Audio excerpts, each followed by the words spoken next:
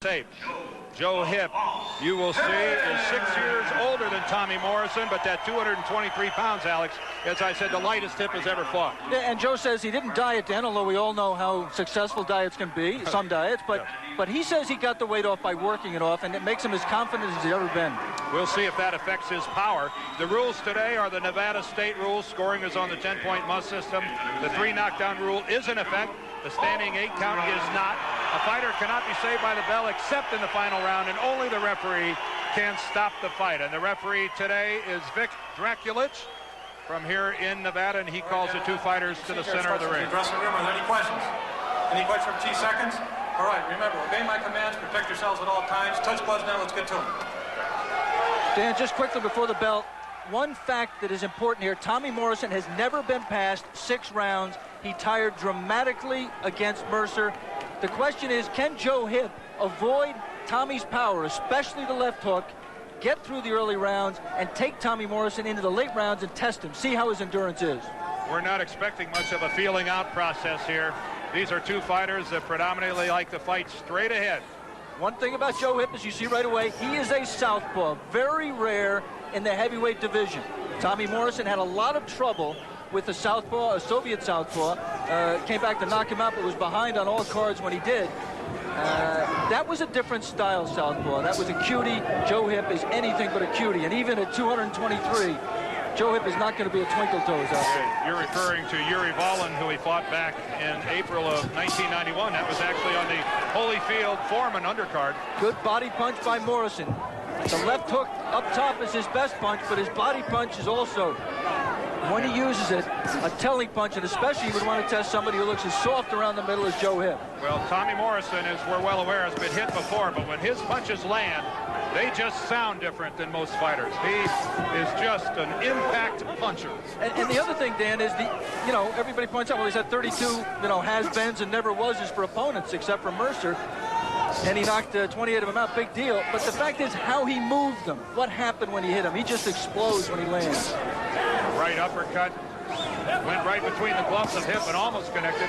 Both of those blows by Hipp landed on Morrison's gloves. Already you see a little swelling on Joe Hipp. And he just got hit with a Tommy Morrison jab. That is not a good sign. Because, well, look where he's got his gloves, Alex, yes, below his chin. Right, and especially the right. And he doesn't have the hand speed to pick off those jabs. Right. Oh, another jab lands by Morrison. Tommy said he has to learn how to not rely exclusively on his power. It might work for him at the lower levels of boxing, well, not at the top. There's the hook. A good sweeping left hook. A slow right hand by Joe Hipp allowed that one to come over the top, and you saw it landed flush.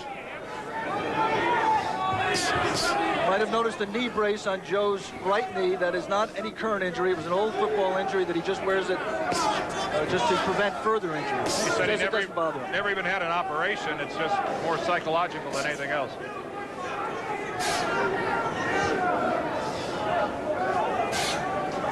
Tommy Morrison did tire badly in the Mercer fight, although you get the impression that it wasn't so much from lack of conditioning. He's a tense fighter, Alex. He just is one of those people that every punch he seems to throw like it's his last. Well, he says, Dan, that it was the stress of hitting Mercer with some of the best punches he ever threw and seeing Mercer still standing there, that he panicked. And that happens to a lot of fighters. I think Mike Tyson admitted it happened to him against Quick Tillis the first time he had to go the distance. But the fact of the matter is, I think also that Ray Mercer started to punch back in that 4th round. And I think those punches might have had more effect on Tommy than Tommy's admitted to us and even to himself. We're inside the final 10 seconds here in the 1st round. This fight is scheduled for 10. Tommy Morrison and Joe Hipp. Stay with us. My brother. The bell rings and away we go in the 2nd round here at Bally's in Reno. That's Tommy Morrison on the left of your screen, circling to the top. And another nice jab from Morrison. I mean, that's a punch. He wants to prove to himself that he can be a boxer, that he can be more than just a one-dimensional fighter. And Joe Hipp is eating it with regularity. Yeah, Joe's available for the punch. I think I'd keep throwing it too. Again, Morrison scores with the jab. And Joe swelling, especially on the right eye, which is real dangerous because that's... A spectacular combination by Morrison, a pair of jabs and then a right. And for some reason, Joe Hipp is carrying his gloves low and is just, as Alex said, making himself available. We talked to Joe about, Joe, how are you going to avoid Morrison's power? And he says, I got to block it. I got to keep my right hand up to avoid the left. He just hasn't done it. No, from a hand speed survey of what we've seen here as we move into the second round here, it's clearly Tommy Morrison who's the possessor of the quicker hands. Quicker hands, more power. The only question about Tommy, as we said, if he doesn't, if Joe stands up as he's doing now, and if Joe doesn't puff up so much that the doctor or the referee have to stop the fight, will Tommy be able to keep this pace up? Right now, it's a very measured pace. He's not exerting himself. He's not going wild.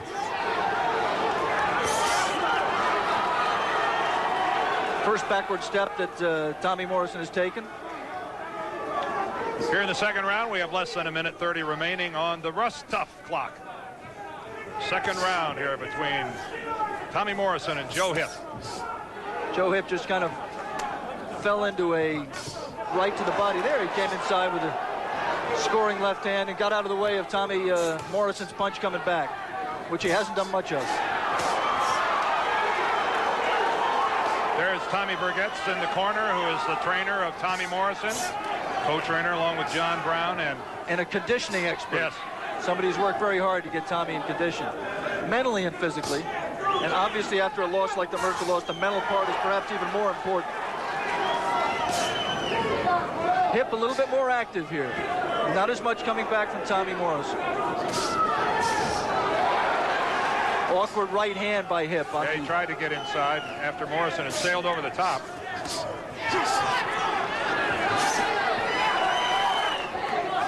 One thing that you notice with Joe Hipp, when he does jab, which isn't often, but when he does, he brings his jab back low, and that's just suicidal against the Tommy Morrison. You saw Joe Hipp look over the referee. Like, hey, pal, I'm in here trying to get the job done. Don't bother me.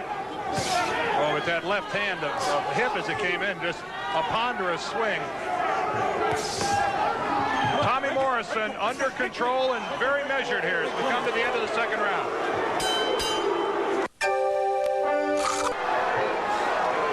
Joe Hipp is already starting to show the outward signs of being in a heavyweight fight. Tommy Morrison is unscathed for a good reason. Joe Hipp has really not landed a good, solid punch effectively the entire fight yet. As we move now into the start of the round number 3. The jab of Morrison has been very successful. We're here at 4,500 feet, roughly, in elevation here in Reno, and Tommy Morrison, for one, changed his training. He went to Colorado Springs to the Air Force Academy.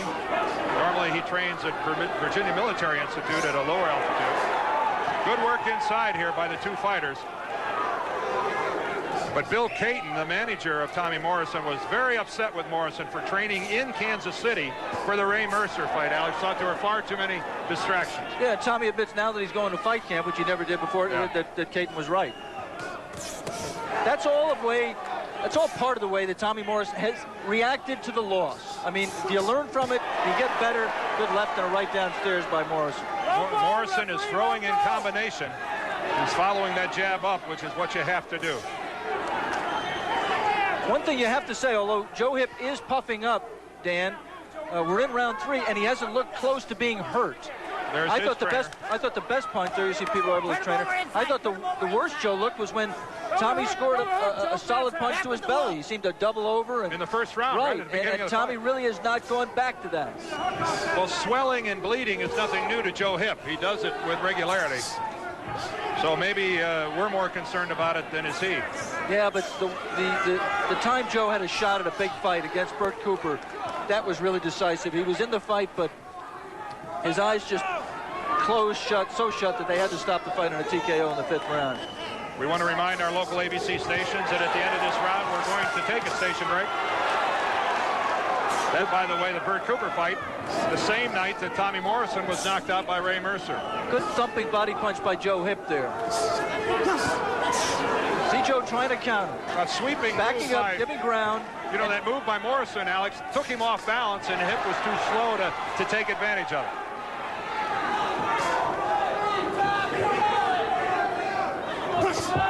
A feint there, kind of an awkward feint, but you saw one good thing. There's a good sign. Tommy Morrison had his right up to pick off the Joe Hipp left hand coming out of the break. Never back straight out with your hands down. Tommy backed straight out, but he had one hand up. This is the end of the third round. We'll return with more of ABC's Wide World of Sports after this word from our ABC stations. Alex Swallow, we're ringside for a 10-round heavyweight fight between Tommy Morrison, who's on the left of your screen, and Joe Hipp to the right. And for the first time in the fight, a little blood was drawn, and interestingly, it was on Tommy Morrison, under his left eye. We're in the fourth round, as I said. The first 3 rounds, not totally dominated by Morrison in the sense that he hurt Joe Hipp, but I think, Alex, obviously winners on the scorecard for Morrison. That's right. I think that's exactly right.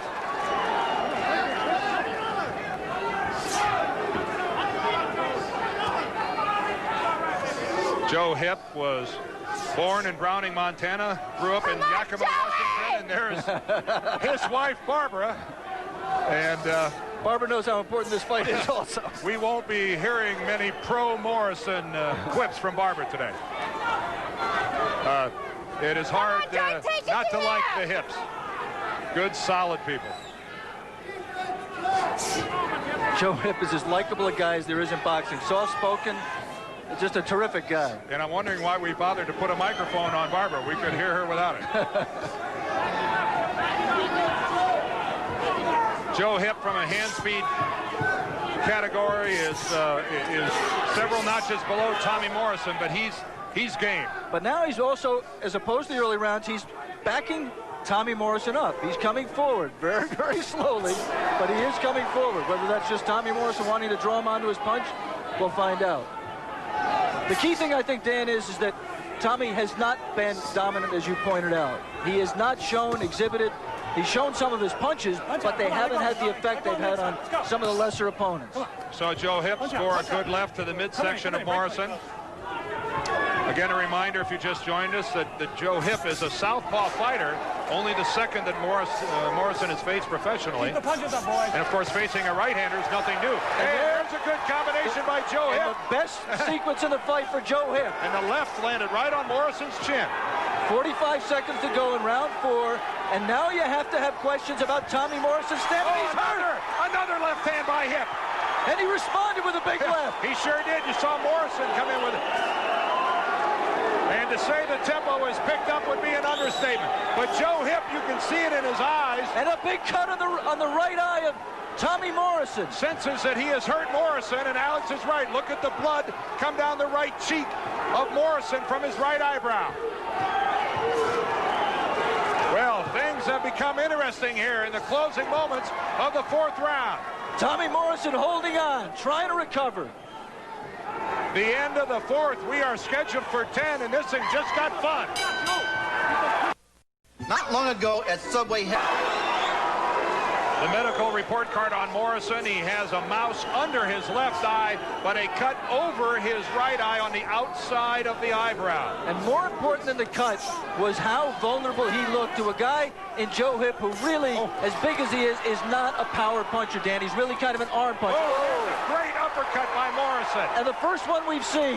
Oh, and a right to the chin puts Joe Hipp down.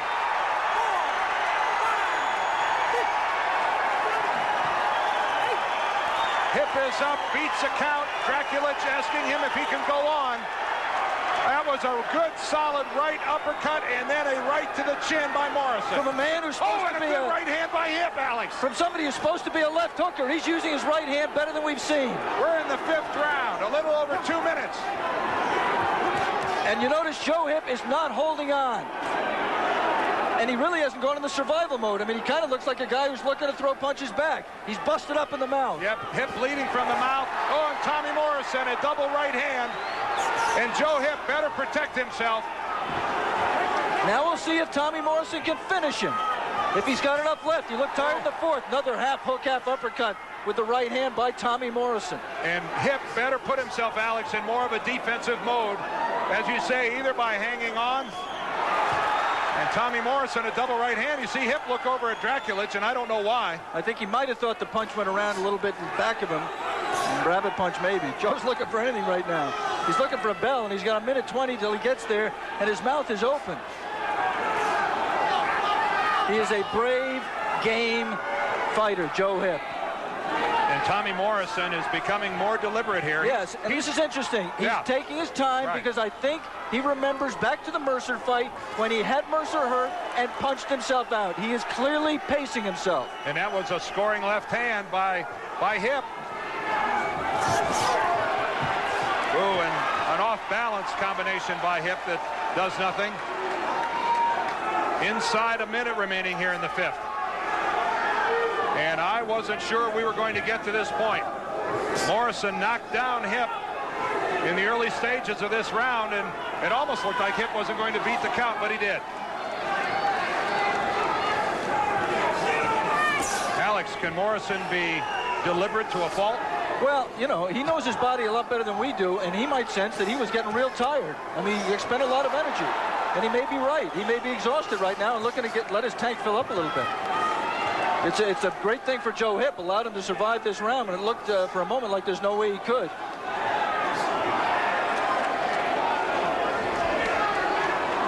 This fight is scheduled for 10. This is the halfway mark. Find your mic on Rust. I hate. Knocked down in round 5. Watch the right hand from Morrison. Shows the left, and then boom, like almost a right hook. It was not a straight right hand. It put Joe Hipp down. But the scoring uppercut by Morrison just prior to that is what really softened up Joe Hipp, who is bleeding a great deal from the mouth. And Alex and I were both talking to each other during that commercial break about the admiration we have for Joe Hipp. It would have been easy to not get up, Alex, after being knocked down. You know, he's a game guy. He knows this is a huge fight for him. If he can somehow get in the late round, somehow have Tommy Morrison just faint from exhaustion, I mean, it just changed his whole life. And he's fighting as though it depended upon it. Good left hand by Joe Hipp. One interesting thing, Dan, Tommy Morrison has never scored a knockout past this point in round 6. He was knocked out, but he's never scored one after the 6th round. I'm sorry, after the 5th round. I was going to say, he's never gone beyond the 6th round. That's right. As hard as that is to believe for a man who has had 33 professional fights, Tommy Morrison has never seen the 7th round of a professional fight. Scoring left hand from Joe Hipp there. Not much coming back from Tommy Morrison. He is clearly, another left hand from Joe Hipp. Boy, and that one was right there. And you can see it has backed up Morrison. Oh, and another good combination and a retaliation by Morrison. But a good pair of punches by Joe Hipp.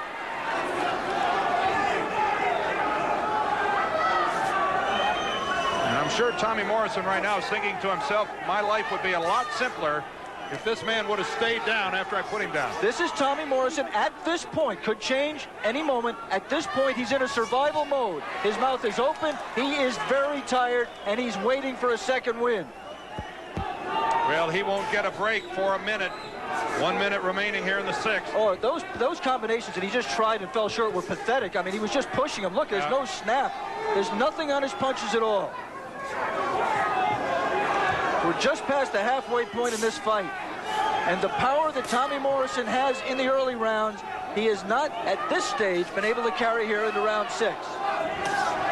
But Joe Hipp knows, and we should know, that it could come back in a flash at any moment. Joe Hipp has been the aggressor here in the 6th. He has apparently stemmed that flow of blood from his mouth. There's a good right hand by Morrison, but while it scored, it didn't look to do much damage.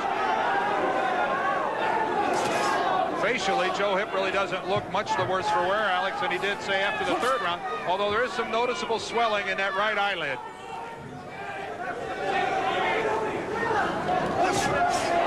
Here we come to the end of round number 6. Joe Hipp has fought into the 10th round on 2 separate occasions. Tommy Morrison is on ground where he has never been before. In the 7th round of a professional fight.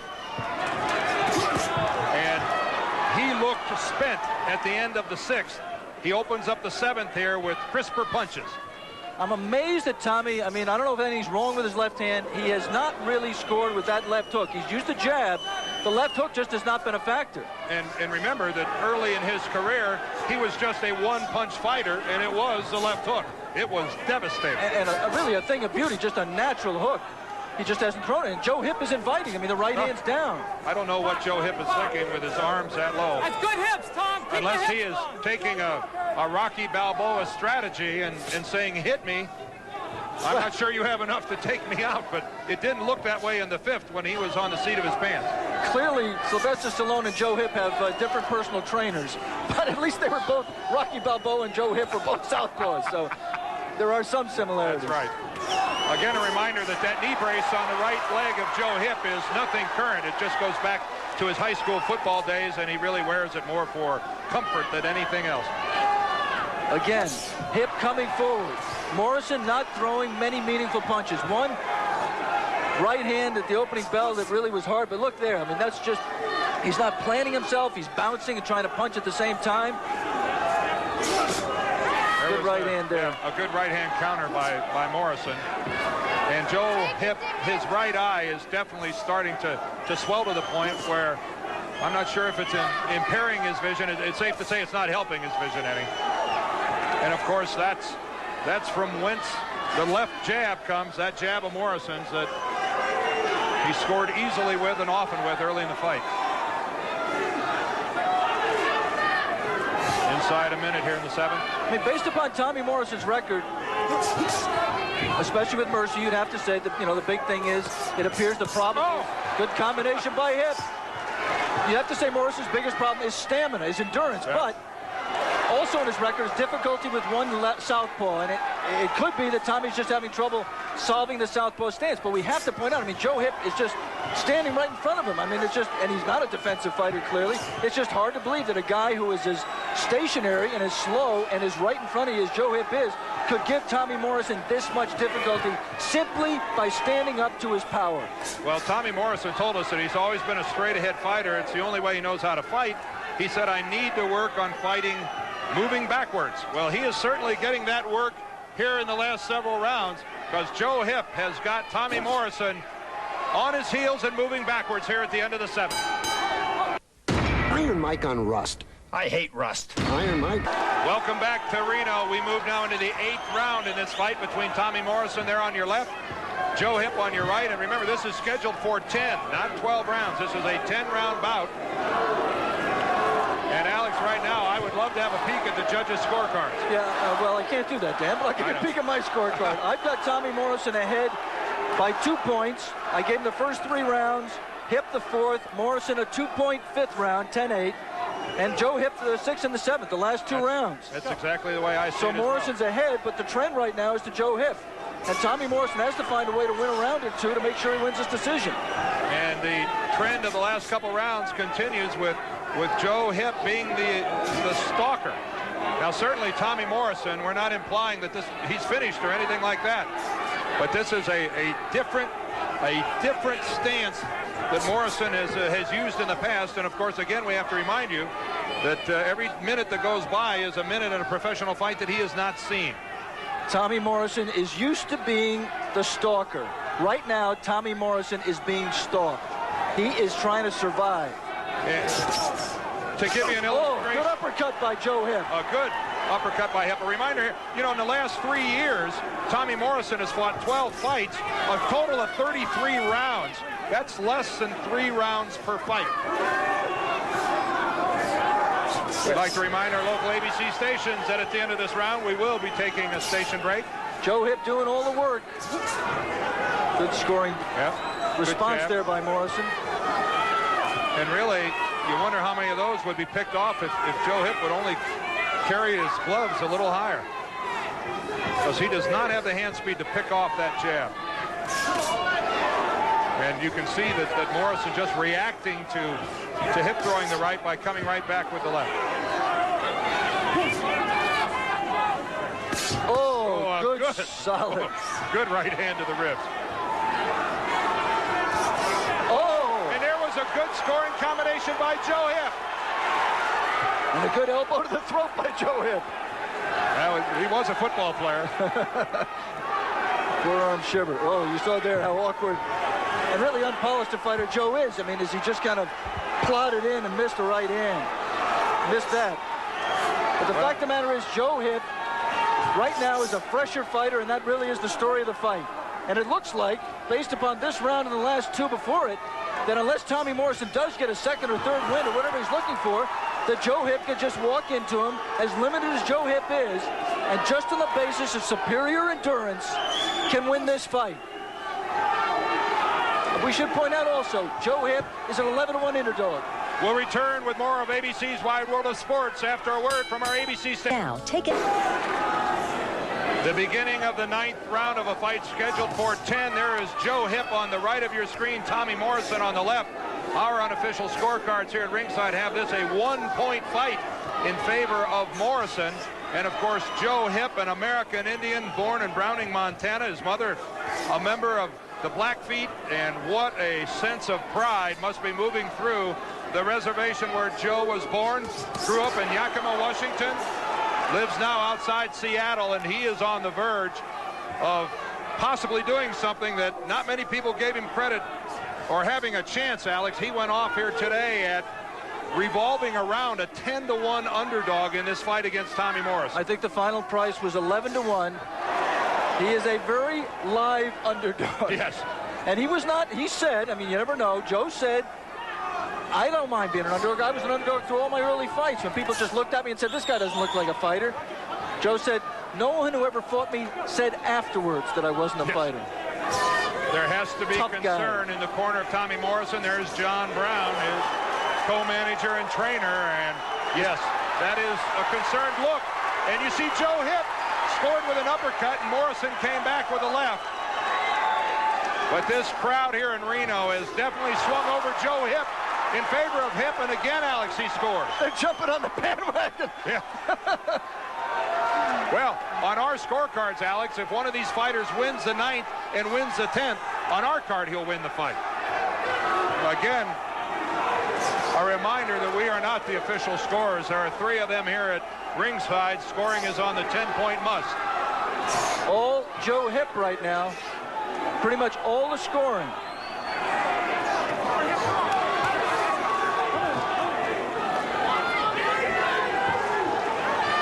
Four minutes of boxing left. This is the final minute of the 9th. Wide open the mouth of Tommy Morrison. Absolutely exhausted. Nothing but that jab. That, I mean, you know, he is got a little bit of snap in the jab, but that's just not enough to keep Joe Hipp off him. And now blood? Morrison's cutting the mouth. Blood from the mouth of Morrison. From that mouth that's been wide open for so long, and that's he's all busted up. And that's how it gets cut.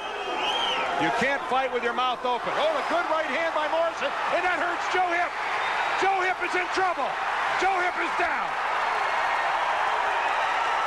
A right hand from Tommy Morrison staggers Joe Hipp. Hey. It stops the fight. And Tommy Morrison summons the power today, and it saves him in the 9th round.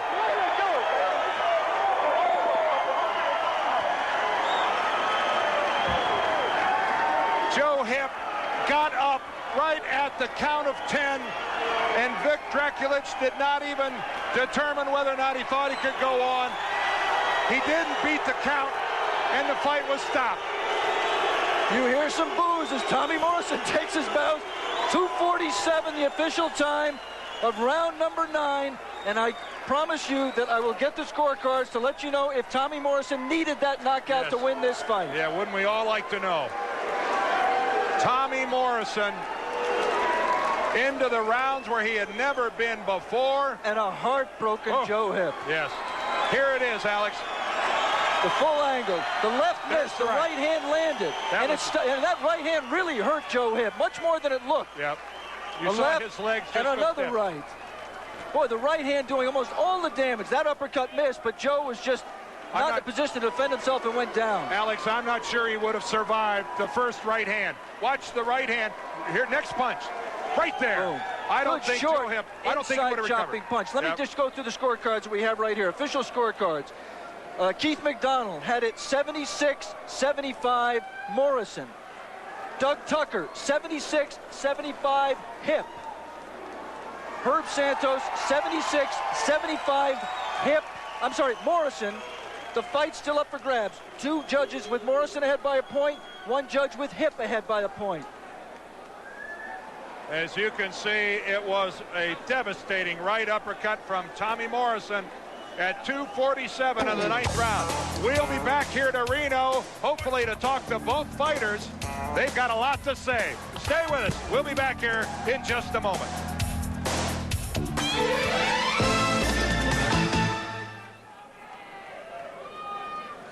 Tommy, congratulations. It looked to us at ringside that you were on the verge of defeat, that you were exhausted, that he was coming on, winning the middle rounds and the late rounds, and that you needed a knockout to win. How tired were you, and in your mind, where did you stand in this fight? Well, one of the main things that we did, I couldn't, right in the second round, I broke my jaw and I hurt my right hand in the 4th round. One of the reasons that I moved around and managed to jab. So we learned 2 things today, and that's face adversity and be able to overcome it. And also we got some rounds that we needed to learn to keep our mouths shut. So there's a lot of learning experience come out of this fight. Looking forward to some of the next fight. I think I learned a lot from this. Joe Hipp is one of the hardest punches I've ever fought. Very tough guy, very courageous, and I take my hat off to him. Tommy, it seemed to us that you threw very few hooks, that actually the damage you did were with the right hand that you say you injured. Right. Why so few hooks? Was it his southpaw stance? Well, I think the southpaw kind of threw me off a little bit. He's also in a low position. The hooks seemed to come right over his head, so I tried to, a few times, tried to jab and drop low, come up with a left uppercut, which is a punch of ours that we still need to develop some more.